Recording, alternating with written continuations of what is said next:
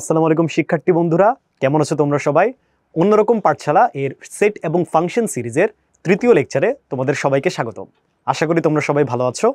আজকে আমরা যে টপিকটা নিয়ে মূলত ডিসকাস করব সেটা হচ্ছে ভেনচিত্র এবং ছেদ সেট পরিচিতি, যেগুলো আমাদের পরবর্তী লেকচারগুলোর কিন্তু একটা নিরবচ্ছিন্ন অংশ।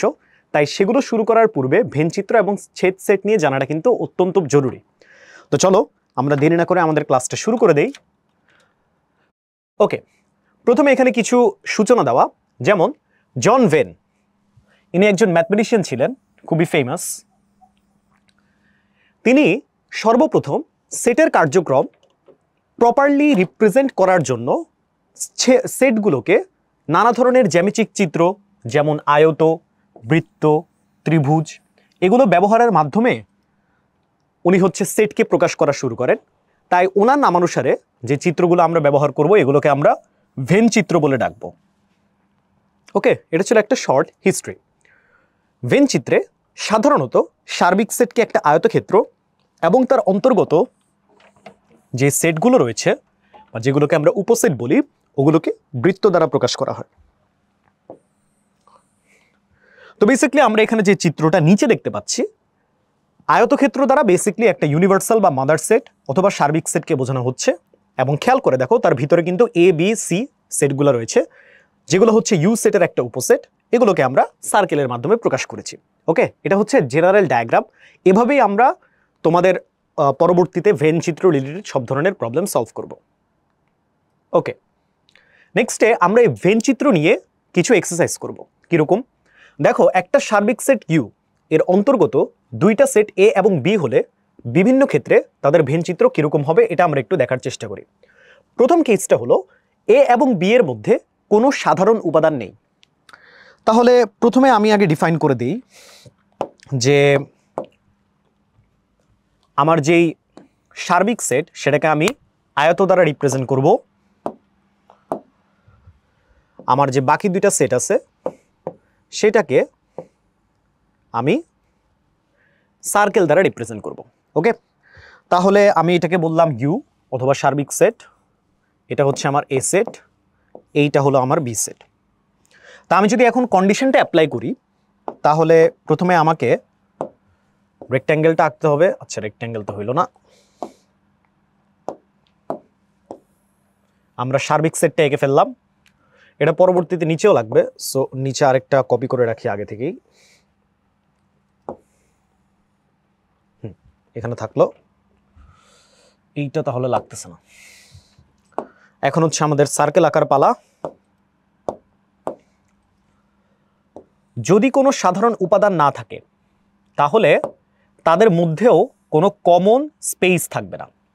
খেয়াল করে দেখো, এটা বলতে আমি যেটা বোঝাচ্ছি, এটা যদি আমার ইউনিভার্সাল সেট হয়, এটা যদি আমার সেট এ হয়, এটা যদি আমাদের সেট বি হয়, একটু খেয়াল করে দেখো, আমি ধরে নিলাম আমার ইউ সেটের আন্ডারে এলিমেন্টগুলো হচ্ছে 1, 2, 3, 4, 5 এবং 6। আমি ধরলাম এ সেটের উপাদানসমূহ হচ্ছে 1, 2 এবং 3, এবং ধরে নিলাম বি সেটের উপাদান হচ্ছে 4, 5 এবং 6। তাহলে এই 6টা এলিমেন্টকে আমি যদি এখন ইউ সেটের অন্তর্ভুক্ত করি, ইউ সেটের অন্তর্ভুক্ত করার পর এ সেটের ভিতরে কোন কোনগুলো পড়বে হচ্ছে 1, 2 এবং 3, এবং বি সেটের অন্তর্ভুক্ত কোনগুলো হবে, সেগুলো হবে 4, 5 এবং 6। একটু ভালো করে খেয়াল করলে দেখবা যে দুইটা সেটের ভিতরে কিন্তু কোনো সাধারণ উপাদান নেই। যেহেতু সাধারণ উপাদান নেই, এই জন্য এদেরকে যখন আমরা জিওমেট্রিক্যালি উপস্থাপন করব, তখন কিন্তু এই দুইটার মাঝখানে, এই দুইটা বৃত্তের ঠিক মাঝখানে কোনো কমন জায়গা বা কমন স্পেস থাকবে না। ঠিক আছে, এইটাই হচ্ছে সেই কেস যেখানে আমার এ এবং বি এর মাঝে কোনো ধরনের সাধারণ উপাদান নেই। অর্থাৎ এই ক্ষেত্রে দুইটা সেট দুইটা বিচ্ছিন্ন বৃত্ত আকারে উপস্থাপিত হবে। আশা করি বুঝতে পেরেছ। এ এবং বি সেটের মধ্যে যদি আমাদের সাধারণ উপাদান থাকে, ওকে, তাহলে আমাকে আগের মতো আবারও দুইটা সার্কেল আঁকতে হবে। এ একটা আঁকলাম, কপি করে এইখানে একটা নিলাম। একটু ডিফারেন্সটা খেয়াল করো, দুইটা সার্কেলের মাঝখানে কিন্তু একটা কমন রিজিয়ন আছে, যেটা আমরা এখানে চিত্রতে দেখতে পাচ্ছি। তো এটার যদি গাণিতিক উদাহরণ দিতে যাই, তাহলে সেটা কিরকম হতে পারে? ধরো আমাদের ইউ সেট তার মতোই থাকলো, আমরা এখানে রাদার লিখলাম যে এ হচ্ছে আমাদের 1 2 3 4 আর বি হচ্ছে 3 4 5 6।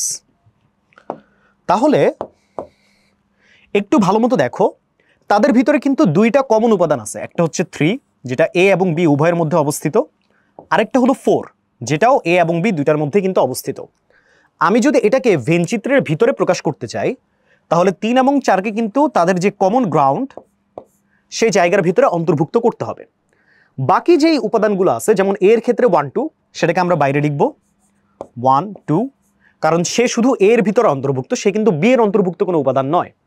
সিমিলারলি বি এর যে এক্সট্রা উপাদানগুলো 5 6, এটাকেও আমি শুধুমাত্র বি রিজিয়নের ভিতরেই রাখবো, কারণ সে কিন্তু বি ব্যতীত এর কোনো উপাদান না। ওকে, তাহলে আমরা নোটেশনগুলো কমপ্লিট করে ফেলি।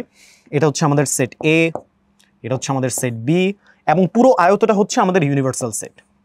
তাহলে এটা হচ্ছে সেই কেস যখন আমার এ এবং বি সেটের ভিতরে এক বা একাধিক সাধারণ উপাদান বিদ্যমান থাকলে তাদেরকে আমরা যে বৃত্ত দ্বারা উপস্থাপন করব, তাদের মাঝখানেও আমাদের কিন্তু একটা কমন জায়গা থাকবে। ওকে, সো আশা করি বুঝতে পেরেছো।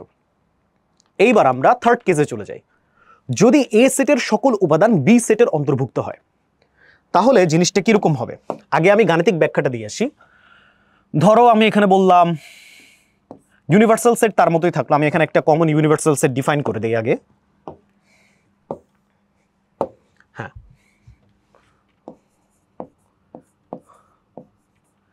একটি সার্বিক সেট বা মাদার সেট ইউ, বললাম এখানে 1 2 3 4 5 6 আগের মতো। এখন আমি ডিফাইন করছি হচ্ছে এ সেটটা। এ কে ধরো আমি বললাম 2 3,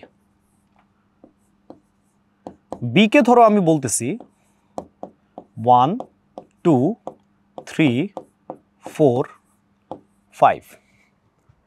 তাহলে এইবার একটু খেয়াল করো, এ সেটের ভিতরে যে 2 এবং 3, এ সেটের ভিতরে 2 এবং 3, তারা কিন্তু আবার উল্টো বি সেটের ভিতরে অবস্থিত। বাট 2 এবং 3 ছাড়াও কিন্তু বি সেটের ভিতরে 3টা এক্সট্রা এলিমেন্ট রয়ে গেছে। ঠিক আছে, তা আমি যদি এখন ভেন চিত্রে এটাকে প্রকাশ করতে যাই, তাহলে জিনিসটা কিরকম হবে? একটা ভেন চিত্র আঁকাইলাম, কপি করে এখানে আরেকটা থাকলো। ওকে, এইবার হচ্ছে সার্কেলের পালা।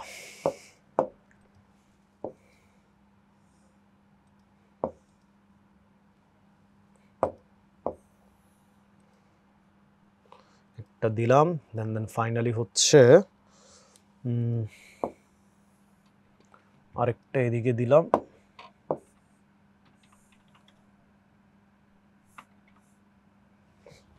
একটু মুছে দেই, তাইলেই হয়।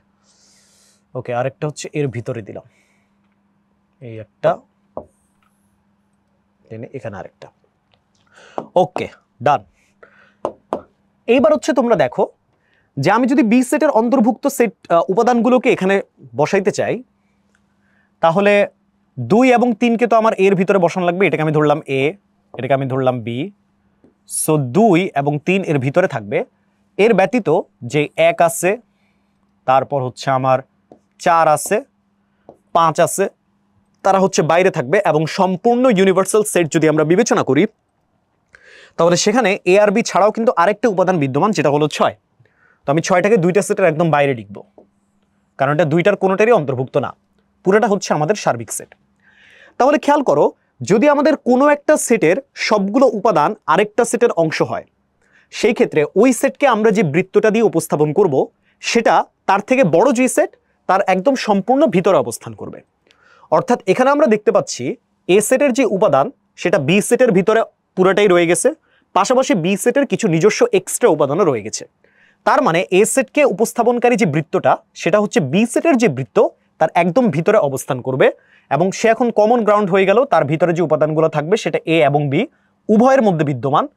এর বাইরে, এর বাউন্ডারির বাইরে যে 1 4 5 আছে, সেটা কিন্তু শুধুমাত্র বি সেটের অন্তর্ভুক্ত, সেটা কিন্তু এ সেটের অন্তর্ভুক্ত না। ওকে, আশা করি বুঝে গেল।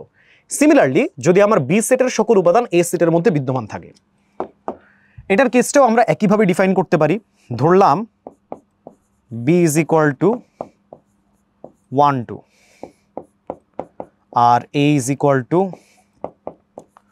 1 2 3 4 5।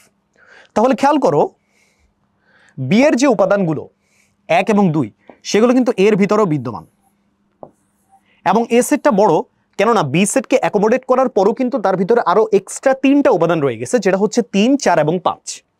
তো তার মানে কি এ সেটকে বি সেটকে উপস্থাপনকারী যেই বৃত্তটা হবে সেটা আমার টোটালি এ সেটের বৃত্তের ভিতরে থাকবে, এবং বি সেটের ছোট বৃত্তটার মাঝখানে যে উপাদানগুলো থাকবে সেটা হবে এ এবং বি এর কমন উপাদানগুলো। তো সে কমন উপাদানগুলো কি? সে কমন উপাদানগুলো হচ্ছে 1 এবং 2, এবং এ সেটের এক্সট্রা যে উপাদানগুলো 3 4 5 তারা শুধু এ এবং বি এর যে বাউন্ডারি তাদের ঠিক মাঝখানে অবস্থান করবে। তার মানে 3 4 5। তো আমরা এখন আমাদের নোটেশনগুলো কমপ্লিট করি।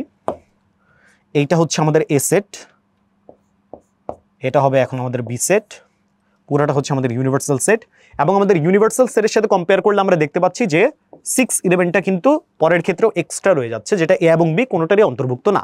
তো এটা হচ্ছে আমাদের বৃত্তের একদম বাইরে থাকবে, বাট আয়তর ভিতরে থাকবে। সো 6। ওকে, তো এই হচ্ছে কয়েকটা কেস যেখানে আমরা ভেন চিত্রকে চর্চা করলাম বিভিন্ন সেটের রিলেশনের উপরে ভিত্তি করে। আশা করি বুঝতে পেরেছো। দেন আমরা চলে আসি কিছু গাণিতিক সমস্যাতে। তো এই গাণিতিক সমস্যাগুলা সলভ করার জন্য আমাদের একটা সূত্র দরকার হবে, যেটা নিয়ে তোমাদের পরের লেকচারে আরেকটু বিস্তারিতভাবে ডেরিভেশন করে দেখানো হবে। আপাতত সূত্রটা জেনে রাখো, যেটা হচ্ছে এন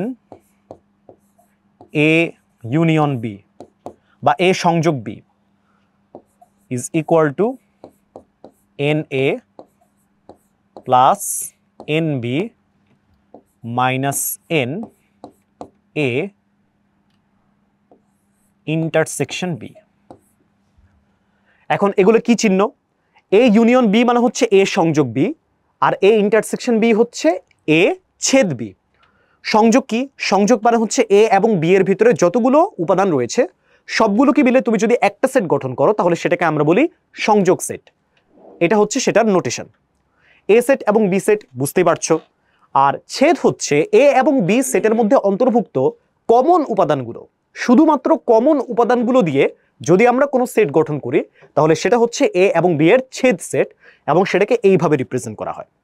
ব্র্যাকেট দিয়ে সামনে এন লেখার মানে হচ্ছে ওই সেটগুলোর অন্তর্ভুক্ত কয়টা উপাদান রয়েছে সেগুলোকে আমরা ক্যালকুলেট করছি এন এর মাধ্যমে। তো আমরা এই সূত্রটার বিস্তারিত প্রমাণ পরবর্তী লেকচারে তোমাদেরকে জিওমেট্রিক্যালি অ্যাজ ওয়েল অ্যাজ ম্যাথমেটিক্যালিও দেখানোর চেষ্টা করব। আপাতত জাস্ট এটা মনে রাখো, কারণ এটা এখন এই ম্যাথটা সলভ করার জন্য আমাদের লাগবে।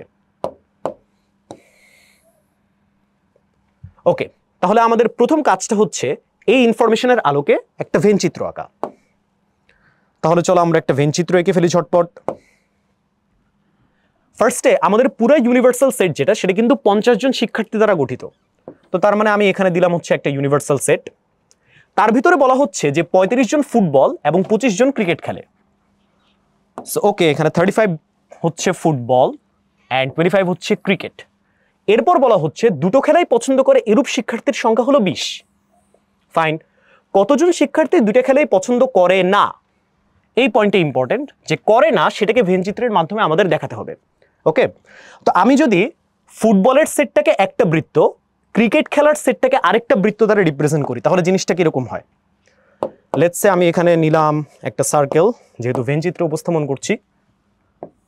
এটা হচ্ছে যারা ক্রিকেট খেলে তাদের সেট, অ্যান্ড ফাইনালি হচ্ছে আরেকটা রাখলাম। মাঝখানে ইন্টারসেকশন দেওয়ার কারণ হচ্ছে এখানে কিন্তু কমন স্টুডেন্টও আছে যারা দুইটা খেলাই পছন্দ করে। তো তাহলে এখানে আমি যদি একটু নোটেশনগুলো ক্লিয়ার করে দেই, যে দেখো আমি এটাকে বললাম ফুটবল খেলার সেট, যেহেতু এটাকে আমি এফ দ্বারা ডেনোট করলাম, এটাকে আমি বললাম হচ্ছে সি। তো পুরা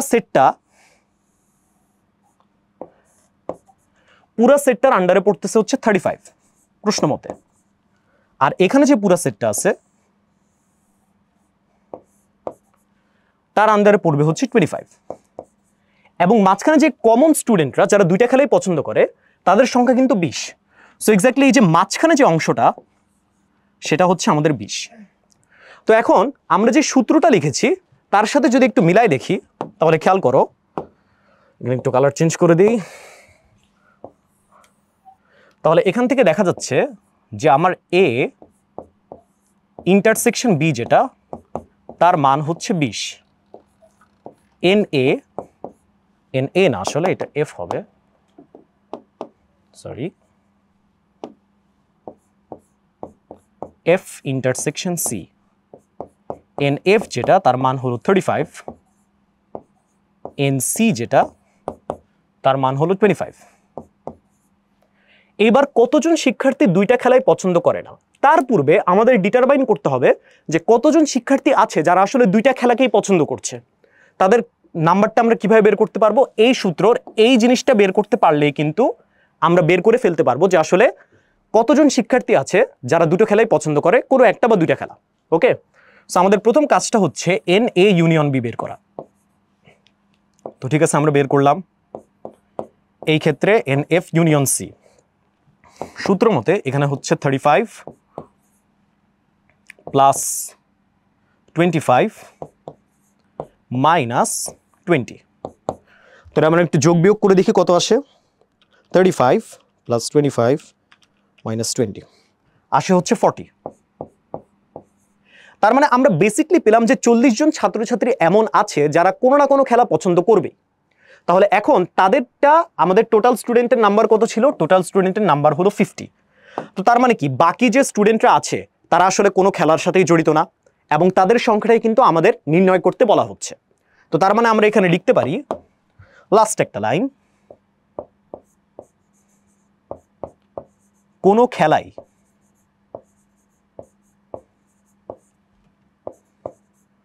পছন্দ করে না,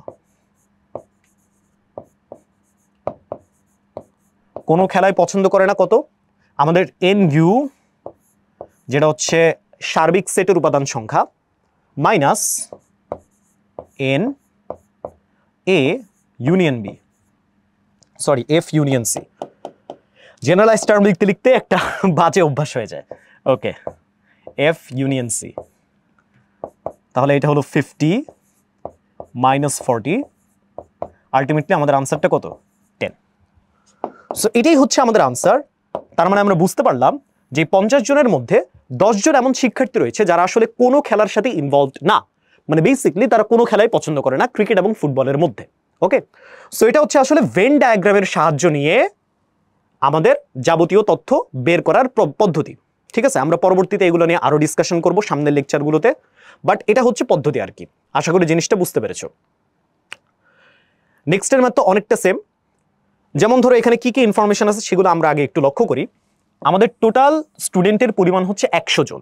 তার মানে আমরা যে সার্বিক সেটটা নিব সেখানে উপাদান সংখ্যা হলো 100। তার ভিতরে 65 জন শিক্ষার্থী বাংলায়, 48 জন বাংলা এবং ইংলিশ উভয় বিষয়, এবং 15 জন শিক্ষার্থী লিটারালি ফেল করেছে। ঠিক আছে, সংক্ষিপ্ত বিবরণ সহ উপরের তথ্যগুলো ভেন চিত্রে প্রকাশ করো। প্রথমে আমার কাজ হচ্ছে ভেন ডায়াগ্রামটা আঁকানো। তো আমরা দেখতেছি আমাদের ইউনিভার্সাল সেটের মধ্যে 100 জন শিক্ষার্থী অবস্থান করতেছে, বাংলা একটা সেট এবং ইংরেজি একটা সেট। ওকে, তো তাহলে সার্বিক সেটকে উপস্থাপন করার জন্য অবশ্যই আমাদের একটা রেক্ট্যাঙ্গেল লাগবে। তো আমরা এখানে একটা রেক্ট্যাঙ্গেল নিলাম, ছোট করে রাখি কারণ জায়গা দরকার। আর ফাইনালি হচ্ছে বাংলা এবং ইংলিশের সেটকে আমরা দুইটা সার্কেল দ্বারা উপস্থাপন করব। একটা হচ্ছে এখানে এই একটা সার্কেল, আর তার পাশে হচ্ছে এরকম একটা সার্কেল। যেহেতু এখানে বলা হচ্ছে যে বাংলা আর ইংরেজি উভয় বিষয়ে পাশ করে এরকম শিক্ষার্থীও রয়েছে, তার মানে অবশ্যই তাদের ভিতরে একটা ছেদ অবস্থান রয়েছে, মানে একটা কমন গ্রাউন্ড রয়েছে, যেটা হচ্ছে যে মাঝখানের অংশটা। তো আমাদের ভেন ডায়াগ্রাম মোটামুটি আঁকা শেষ। এখন হচ্ছে আমাদেরকে ইনফরমেশনগুলো উপস্থাপন করতে হবে। ইনফরমেশনগুলো আমরা কিভাবে উপস্থাপন করতে পারি সেটা হচ্ছে, দেখো আমরা ভেন চিত্র থেকে ডিরেক্ট নোটেশনে লিখে দিতে পারি। এটা যদি আমার বাংলার সেট হয়, যেটাকে আমরা বি দ্বারা প্রকাশ করছি, এটাকে আমি ধরলাম ইংলিশের সেট, পুরোটা হচ্ছে আমাদের ইউনিভার্সাল সেট যেটার মান হচ্ছে 100, লেখার দরকার নেই। 15 জন ফেল করেছে মানে কি, তারা বাংলাতেও পাশ করে নাই আবার ইংলিশেও পাশ করে নাই। তার মানে এই যে দুইটা সার্কেল, কোনোটার ভিতরে কিন্তু তাদের কোনো ধরনের অন্তর্ভুক্তি থাকবে না, তারা থাকবে দুইটা সার্কেলের এরিয়ার বাইরে, বাট আয়তক্ষেত্রের এরিয়ার ভিতরে। তার মানে তাদের অবস্থানটা হবে এই জায়গায়, এইখানে হবে তাদের অবস্থান, সেই 15 জন যারা ফেল করেছে। এখন 65 জন শিক্ষার্থী বাংলায় পাশ করেছে। তার মানে কি এই যে পুরা সার্কেল জোন বি, তার ভিতরে টোটাল শিক্ষার্থীর পরিমাণ হচ্ছে আমার 65। এই পুরাটার যে মান সেটা হচ্ছে 65 জন শিক্ষার্থী। আর তারপর হচ্ছে 48 জন শিক্ষার্থী বাংলা এবং ইংলিশ উভয় বিষয়ে পাশ করেছে। তো উভয় বিষয়ে পাশ করেছে মানে কি এই ইন্টারসেকশন যে এলাকাটা, এই জায়গার ভিতরে উভয় বিষয়ে পাশ করেছে এই শিক্ষার্থীরা অবস্থান করবে। এটার মান কত? এটার মান হলো 48, যেটা হচ্ছে আমাদের এন বি ইন্টারসেকশন ই এর মান, আর এটা হচ্ছে আমার এন বি এর মান। যেহেতু প্রশ্নে ইংলিশে পাশ করেছে কতজন শিক্ষার্থী সেটা বলা নাই, তাই এন ই এর মান আমরা এখন এক্স্যাক্টলি বের করতে পারতেছি না। এটা হচ্ছে একদম বহির্ভূত, আর এন ইউ যেটা টোটাল স্টুডেন্টের সংখ্যা, এটা প্রশ্ন মতে 100। তো এটাকে তুমি যদি একটু পরবর্তীতে সহজে একটু কথার মাধ্যমে বাক্যের মাধ্যমে উপস্থাপন করো যে হ্যাঁ উপরোক্ত ভেনচিত্র থেকে আমরা অ্যাকচুয়ালি দেখতেছি যে বাংলা সার্কেলের আন্ডারে আমরা টোটাল 65 জন আছে যারা বাংলায় পাশ করেছে। দেন হচ্ছে আমাদের ইংলিশের সেট, যেটা টোটাল নাম্বারটা ডিটারমাইন করা নাই। ফাইনালি হচ্ছে আমাদের উভয় বিষয়ে পাশ করেছে 48 জন, সেটা হচ্ছে আমরা এখানে জাস্ট কিছু সোজাসাপটা বাংলা বাক্যের মাধ্যমে রেখে দিলেই কিন্তু হবে। এইবার আমরা চলে যাই আমাদের নেক্সট কোয়েশ্চেন। এটা ছিল আমাদের ফার্স্ট কোয়েশ্চেন। আমরা এবার নেক্সট কোয়েশ্চেনে যাই যে শুধু বাংলায় এবং শুধু ইংরেজিতে পাশ করা শিক্ষার্থীর সংখ্যা নির্ণয় করো। এখানে যে প্রশ্নটা বলেছে এটার আন্ডারস্ট্যান্ডিংটা করা কিন্তু খুবই ইম্পর্টেন্ট, কারণ ন্যাচারালি শুধু বাংলা এবং ইংলিশে পাশ করেছে এটা শুনলে আমরা আসলে কি মনে করি? আমরা আসলে মনে করি যে হ্যাঁ ভাইয়া, তাহলে মনে হয় পুরা যে বাংলা সার্কেলটা আর পুরা যে ইংলিশ সার্কেলটা এর ভিতরে যতটুকু নাম্বার থাকবে সেই নাম্বারগুলো হয়তো আমাদেরকে নির্ণয় করতে বলা হচ্ছে। বাট ব্যাপারটা আসলে ভুল। কেন ভুল? কারণ শুধু বাংলা এবং শুধু ইংরেজি মানে হচ্ছে মাঝখানের যে ইন্টারসেকশন পয়েন্টটা, অর্থাৎ সেই সব শিক্ষার্থীরা যারা বাংলা এবং ইংলিশ উভয় বিষয়ে পাশ করেছে তাদেরকে কিন্তু এখানে অন্তর্ভুক্ত করা যাবে না। তার মানে বেসিকলি এখানে যে জিনিসটা করতে হবে সেটা হচ্ছে আমাকে এই যে এই এরিয়ার মানটা বের করতে হবে এবং এই এরিয়ার মানটা বের করতে হবে। কেন? কারণ ভালো করে লক্ষ্য করলেই বুঝবা যে এইটুক এরিয়া হচ্ছে শুধুমাত্র সেই শিক্ষার্থীদের দ্বারাই আবদ্ধ যারা শুধুমাত্র বাংলায় পাশ করেছে, আর এতটুক এরিয়া হচ্ছে শুধুমাত্র সেই সব শিক্ষার্থী দ্বারাই আবদ্ধ যারা শুধুমাত্র ইংরেজিতে পাশ করেছে। মাঝখানের জিনিসটাকে কিন্তু আমরা কনসিডার করব না। তো ওই তো আমরা একটু আগের ম্যাথে যে সূত্রটা ব্যবহার করেছি এই সূত্রটারই আমরা অ্যাপ্লিকেশন এখানে করব। দেখে আমরা প্রথমে প্রশ্ন থেকে বের করার চেষ্টা করি যে কি কি ইনফরমেশন আমাদের কাছে অ্যাভেলেবল আছে। এইখানে আসি। আমরা প্রশ্ন থেকে দেখতে পাচ্ছি যে আমাদের NB এর মান হলো 65,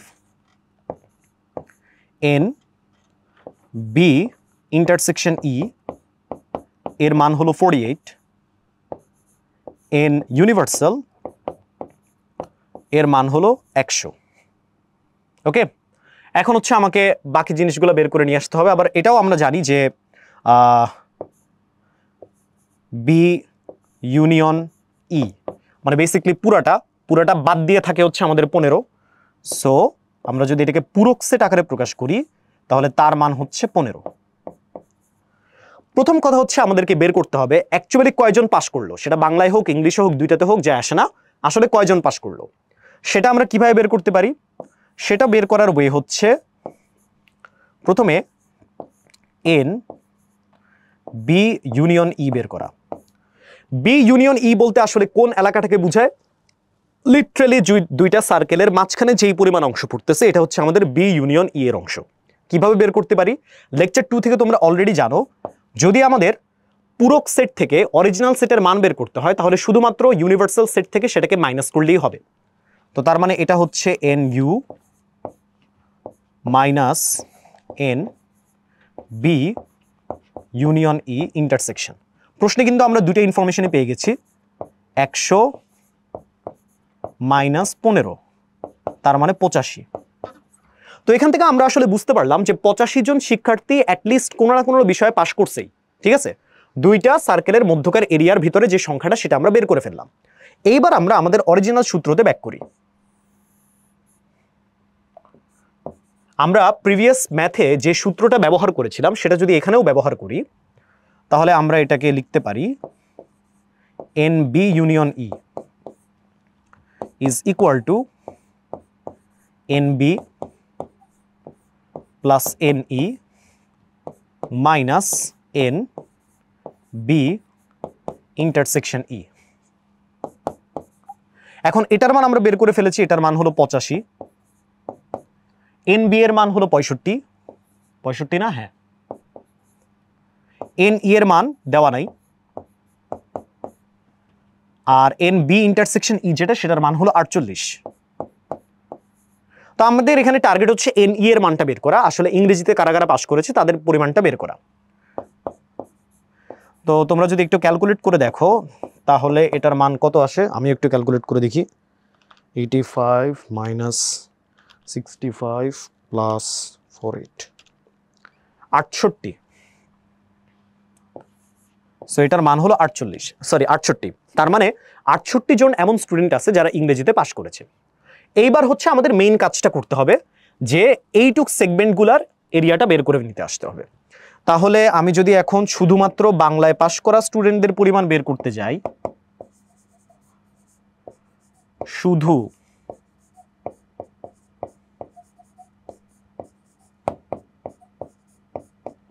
বাংলায়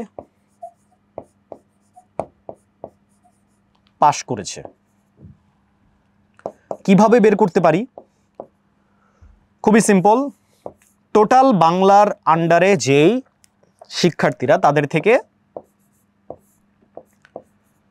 বাংলা ইন্টারসেকশন ই অর্থাৎ উভয় বিষয়ে পাস করেছে যারা, তাদের সংখ্যাটা বাদ দিলেই কিন্তু শুধু বাংলায় যারা পাস করেছে তাদের নাম্বারটা আমরা বের করে আনতে পারি। তাহলে ঠিক আছে, তাদের নাম্বার কত? 65 মনে হয়, 65 মাইনাস 48। তাহলে শুধু বাংলায় পাস করেছে আমাদের 65 মাইনাস 48 17 জন, 17 জন শিক্ষার্থী। আর তারপর হচ্ছে শুধুমাত্র ইংরেজিতে পাস করেছে কারা?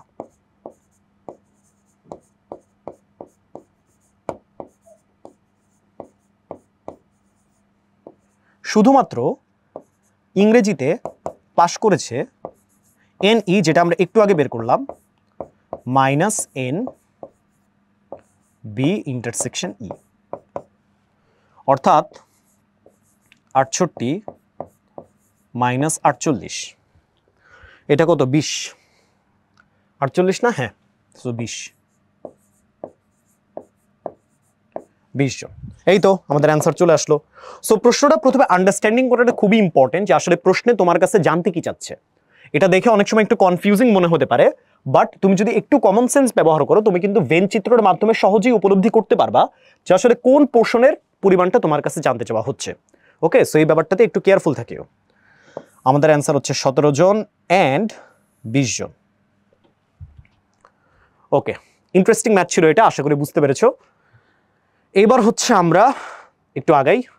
উপসেট নিয়ে একটা ছোটখাটো ধারণা আগের লেকচারে দেওয়া হয়েছে। কোন সেটের উপাদানগুলো থেকে যতগুলো সেট গঠন করা যায় তাদের প্রত্যেকটিকে উক্ত সেটের উপসেট বলা হয়। আমরা জানি সেটা। উপসেটকে সাধারণত এই চিহ্ন দ্বারা প্রকাশ করে। এর একটা ক্লাসিফিকেশনও বলেছি, যে প্রকৃত উপসেট এবং অপ্রকৃত উপসেট। উল্লেখ্য, ফাঁকা সেট যে কোনো সেটের একটি উপসেট। ওকে, এখন আমরা কিছু কেস দেখি যে যদি দুটি সেট এ বি হয় এবং বি যদি এর উপসেট হয় বা সাবসেট হয়, সেই ক্ষেত্রে প্রথমত বি সেট গঠনে এ সেটের সকল উপাদান থাকতে পারে। কিভাবে? আমরা একটি এক্সাম্পলের মাধ্যমে অনুধাবন করার চেষ্টা করি। আচ্ছা, আমরা ধরে নিলাম আমাদের কাছে দুইটা সেট আছে। এ হচ্ছে মাদার সেট, ধরলাম 1 2 3। প্রিভিয়াস লেকচারে কিন্তু আমি বলেছিলাম যে একটা সেটের ভিতরকার উপাদানগুলোকে পারমুটেশন, কম্বিনেশন বা নানা ধরনের সম্মিলনের মাধ্যমে তুমি যতগুলো সেট সেখান থেকে তৈরি করতে পারো, প্রত্যেকটাই হচ্ছে তোমাদের অরিজিনাল সেটের এক একটা করে উপসেট।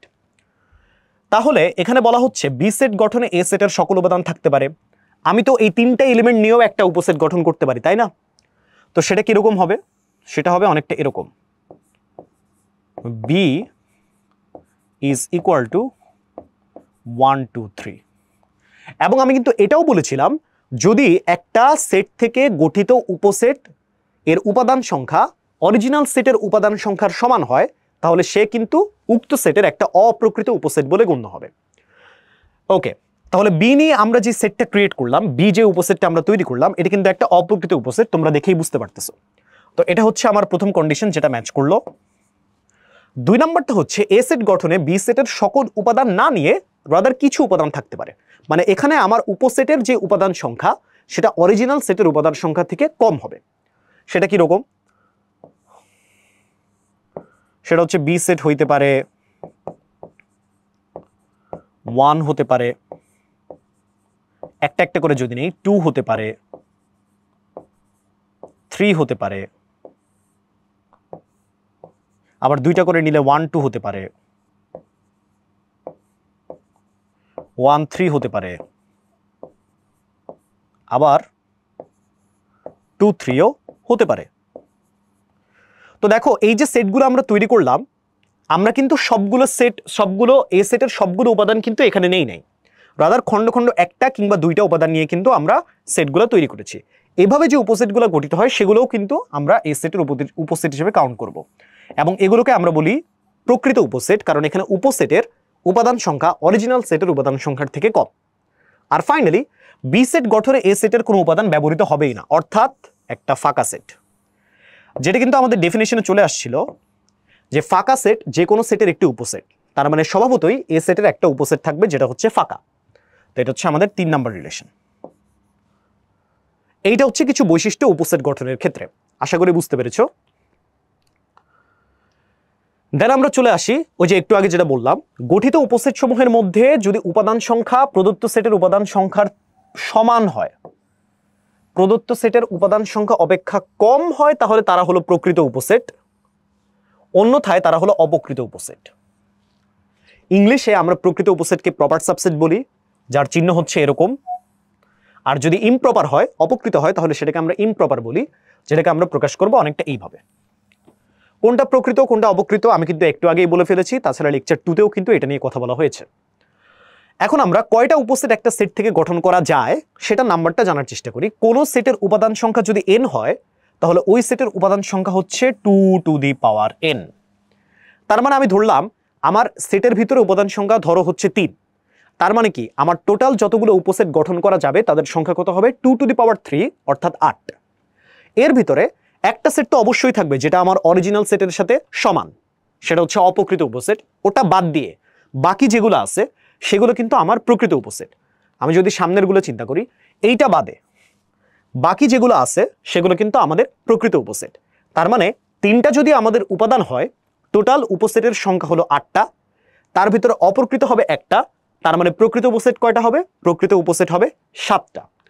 অর্থাৎ আমাদের উপাদান সংখ্যা যদি n হয়, তাহলে উপসেট সংখ্যা হবে 2 টু দি পাওয়ার n, এবং তার ভিতরে একটা অপ্রকৃত উপসেট বা ইমপ্রপার সাবসেটকে বাদ দিয়ে প্রকৃত উপসেটের সংখ্যা হবে 2 to the power n minus 1। Just একটাই বাদ যাবে, কারণ আইডেন্টিক্যাল সেট মাত্র একটাই হয়। ওকে, আশা করি বোঝা গেল।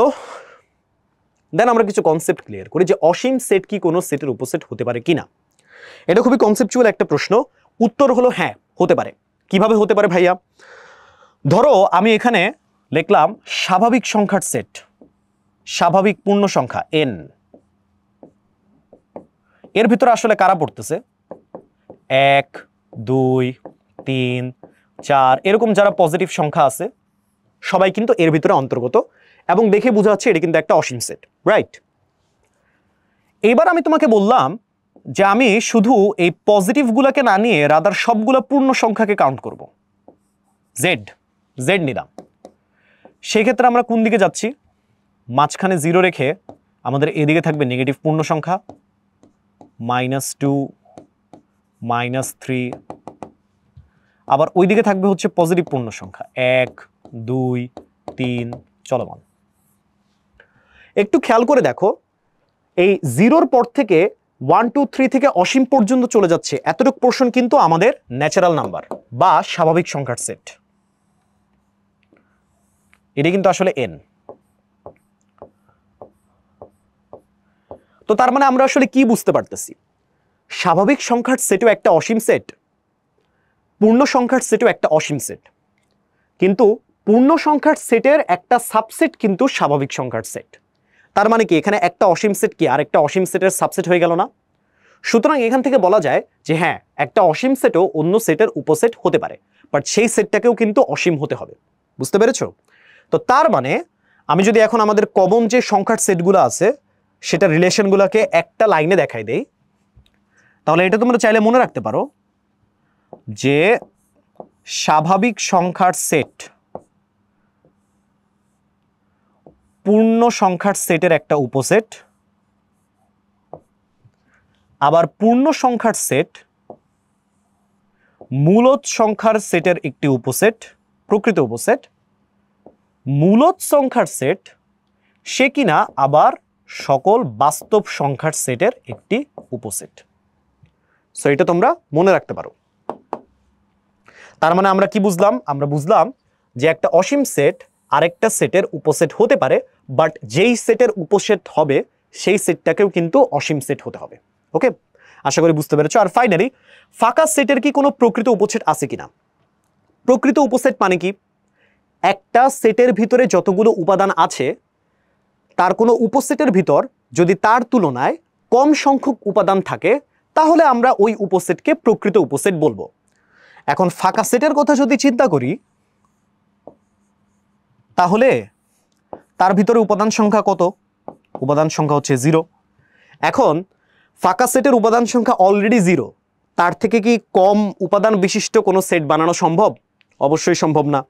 তার মানে তার উপসেট হচ্ছে বেসিক্যালি সে নিজেই একটা অপ্রকৃত উপসেট। আর যেহেতু উপাদান কমিয়ে কোনো উপসেট এখানে এক্সট্রা করে বানানো সম্ভব না, তার মানে আমরা বলতে পারবো যে ফাঁকা সেটের আসলে কোনো প্রকৃত উপসেট নেই। অ্যান্সার হচ্ছে নেই। ফাঁকা সেটের শুধুমাত্র একটা অপ্রকৃত উপসেট আছে, যেটা হচ্ছে সে নিজেই, উপাদান সংখ্যা সমান। ওকে, এইবার আমরা চলে আসি সমান সেট। দুইটা সেটের সকল উপাদান যদি আইডেন্টিক্যাল হয় বা সমান হয় তাহলে সেই ক্ষেত্রে তাদেরকে সমান সেট বলে। তারা সমান হবে যদি এ বি এর উপসেট হয় আবার বিও এ এর উপসেট হয়। এটা তখনই সম্ভব যদি দুইটা সেট আমাদের সমান হয়। যেমন আমি যদি বলি এ হচ্ছে 1 2 3, আবার যদি বলি বি হচ্ছে 1 2 3, তাহলে দেখো এ কিন্তু স্বভাবতই এখানে বি এর একটা অপ্রকৃত উপসেট, বিও কিন্তু এখানে এ এর একটা অপ্রকৃত উপসেট। তো শুধুমাত্র এই দুইটা কন্ডিশন যদি ফিল আপ করে তাহলেই আমরা বলতে পারবো যে এ আর বি সেট পরস্পর সমান। ওকে, খুবই সিম্পল একটা কনসেপ্ট। এখন একটা দ্রষ্টব্য আছে যে সেটের উপাদানের পুনরাবৃত্তি করলে কিংবা তাদের স্থান পরিবর্তনে সেটের কোনো পরিবর্তন হয় না। অর্থাৎ এ এবং বি সেটের ভিতরে কোনো উপাদান যদি একাধিকবার থাকতো, যেমন 1 2 2 3 এরকম যদি থাকতো, সেই ক্ষেত্রেও কিন্তু তাদের সমতার যে প্রপার্টি তার ভিতরে কোনো ধরনের তারতম্য আসতো না। ওকে, সো সেই ক্ষেত্রে আমরা তাদেরকে সমান বলতে পারবো। আচ্ছা, গেল। এখন আমরা একটু গাণিতিক সমস্যা দেখি যে পি এক্স ওয়াই জেড থেকে উপসেটগুলো লিখো এবং সেগুলো থেকে প্রকৃত উপসেটগুলো বাছাই করো। আমরা এখন উপসেটগুলো লিখলাম, যেহেতু তিনটা উপাদান লেখা কোনো ব্যাপারই না। উপসেটগুলো হচ্ছে একটা করে নিলে X Y Z X Y, second ব্র্যাকেটটা লেখা বড়ই প্যারা, ওয়াই জেড জেড এক্স, দুইটা করে নেওয়া শেষ। এবার হচ্ছে তিনটা করে নিলে একটাই হয় এক্স ওয়াই জেড। এখন প্রকৃত উপসেট হইতে হইলে কি উপাদান সংখ্যা অরিজিনাল সেটের উপাদানের সংখ্যা হতে কম হতে হবে। তাহলে কম উপাদান বিশিষ্ট উপসেটগুলো কারা কারা? এই একজন, এইটা এইটা এইটা এইটা এবং এইটা, এইটা কিন্তু উপাদান সংখ্যার সমান। তার মানে এটা হচ্ছে আমাদের অপ্রকৃত উপসেট। তো এরা যেহেতু আমাদের উপাদান সংখ্যা কম, তাই এরাই হচ্ছে সবাই আমাদের প্রকৃত উপসেট।